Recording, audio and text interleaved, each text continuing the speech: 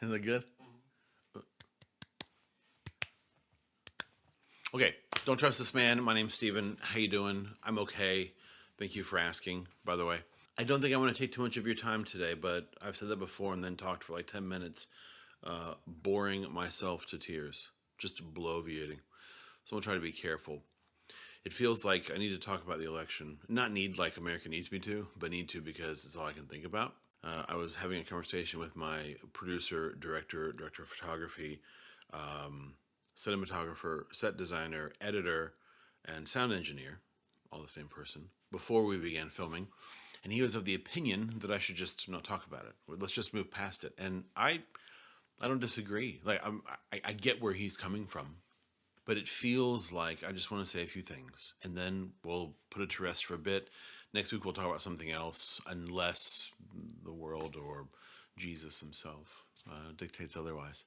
But just a few thoughts today. I'm not going to try to string together like one coherent thought. I don't know if I'm capable of that in this moment, but I think I can. I think I want to share a few disparate sort of ramblings that we'll put together, and we'll go from there. First things first.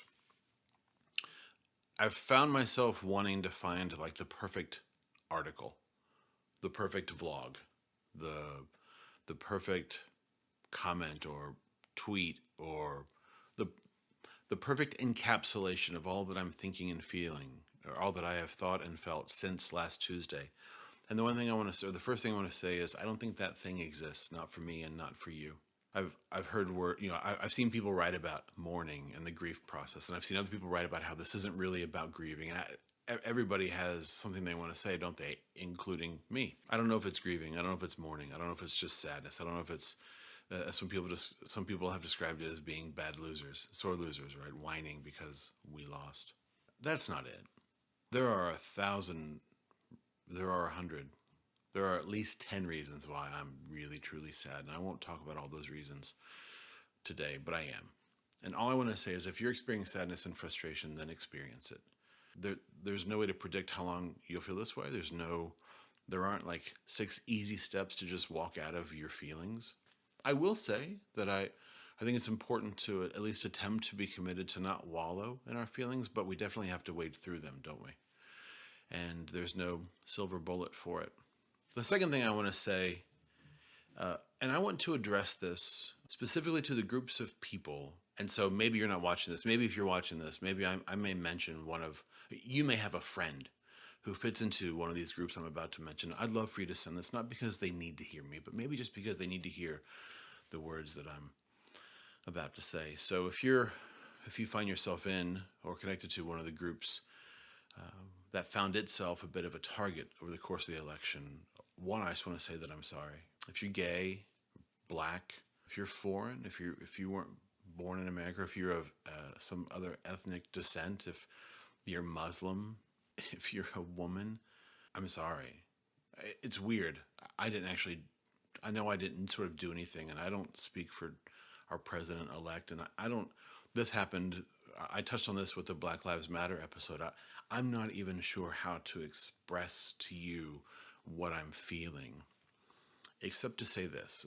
This I want to attempt at least to form into coherent and cogent thought, because it matters to me and it matters to my integrity as a person of faith, as a person who believes that Jesus is real. I want to say to you, on behalf of other people of faith like me, that, as the website says, we're not all like that. I want you to know that, and I actually got into a Facebook conversation about these little safety pins today. This little safety pin thing might seem like a trivial, silly little thing to do. A bunch of liberal commies are doing it, but it really sort of resonates with me, because I want you to know that you're safe, and I can't actually ensure your safety. But if our paths ever cross beyond this digital medium, I want you to know that in conversation with me and interaction with me, you're safe. Gay, lesbian, bi, trans, queer, black, Hispanic, foreign, naturalized, Muslim, female. It boggles the mind that I even have to say that. You're safe. I I see you as safe, and I want you to see me as safe, and I care.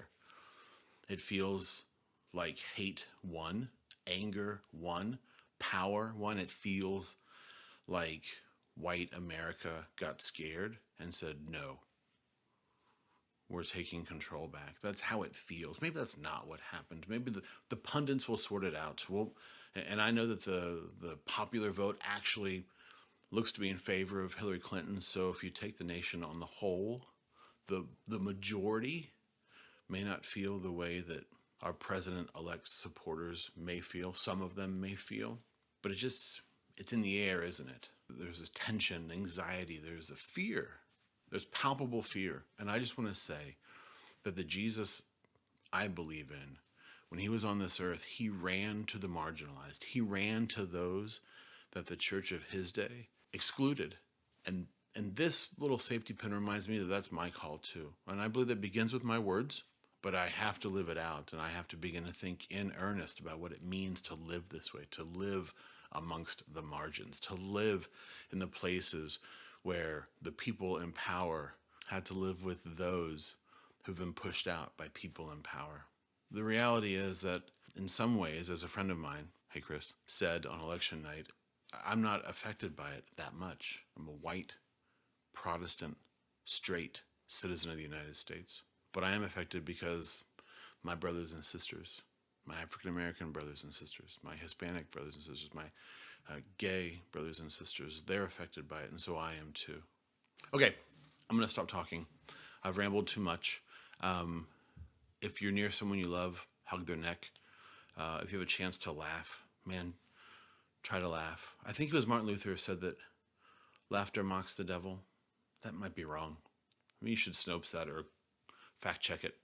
But I feel like sometimes in the face of our frustration and our fear and sadness, maybe laughter isn't the best thing, but at other moments, if it feels right, if it seems like it fits, try to laugh. I know as a family, we laughed today a bit, watching some British chat shows. 8 out of 10 Cats does Countdown. Love it. I laughed. When the show was over and I stopped laughing, the world still felt really broken. But the laughter reminded me that, and I've been thinking about this a lot, this wasn't just a campaign slogan for me. I believe it. My laughter reminded me that love genuinely does trump hate. My name is Steven. Don't trust this man. You can email me at steven@don'ttrustthisman.net. Find us on Facebook, YouTube, Twitter, Instagrizzles, I don't know, wherever else. If you email me, I promise I'll email you back. Until we're together again, be well.